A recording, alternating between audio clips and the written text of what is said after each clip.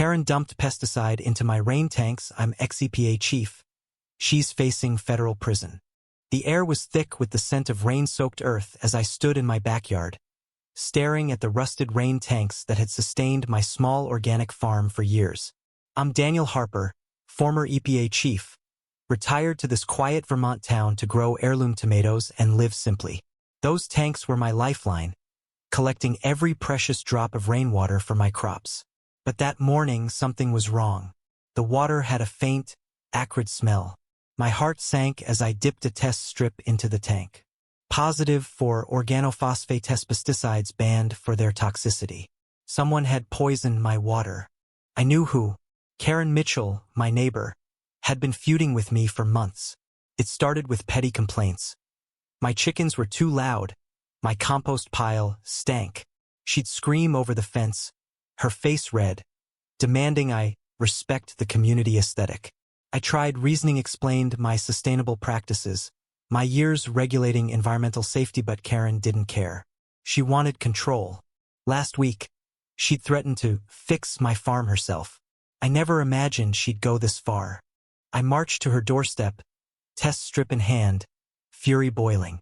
Karen answered, her smug smile faltering when she saw my expression. "You dumped pesticide in my tanks," I said, voice low but shaking.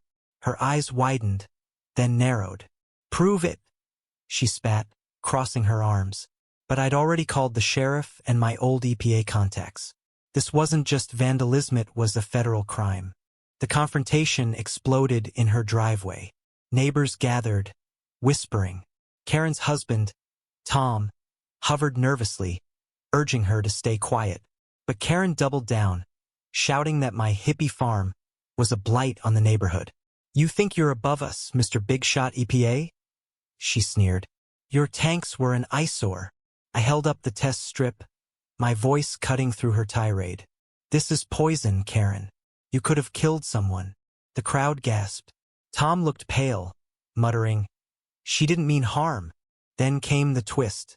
Mrs. Ellis, the quiet widow next door, stepped forward, trembling. She'd seen Karen near my tanks at dawn, carrying a canister. "I thought she was just inspecting," Mrs. Ellis said, voice cracking. "But I found this in her trash." She held up an empty pesticide bottle, its label matching my test results. The crowd fell silent. Karen's face drained of color. Tom grabbed her arm, whispering, "Why didn't you tell me?" Mrs. Ellis's confession wasn't just evidence, it was a betrayal of Karen's trust, exposing her to the community she tried to dominate. The sheriff arrived, cuffs ready. Karen's bravado crumbled as she realized the weight of her actions. "I just wanted to teach you a lesson," she screamed as they led her away. But her recklessness had consequences beyond my farm. Those tanks fed the community garden, where kids played and families grew food. Tests later showed trace chemicals in the soil. My crops were ruined, and the garden was shut down. Families who relied on it were devastated. I stood before the town council days later, presenting my findings. My EPA training kicked in, detailing the health risks, neurological damage, cancer links. The room was heavy with anger and fear. Karen faced federal charges: illegal pesticide use, environmental endangerment. Prison loomed, but victory felt hollow. My farm was contaminated, my trust in this community shattered. Mrs. Ellis visited me later, tears in her eyes. "I couldn't stay silent," she said. "Not when kids could have been hurt." Her courage was the only light in this mess. Karen's trial is pending, but the damage is done. My tanks are empty, my fields barren. I see her face in my nightmares, her sneer as she poisoned my life's work. Yet I wonder, did her desperation for control stem from something deeper? A need to belong, twisted into rage? I'll never know. The town is divided now, some siding with Karen, claiming I provoked her with my fancy farming.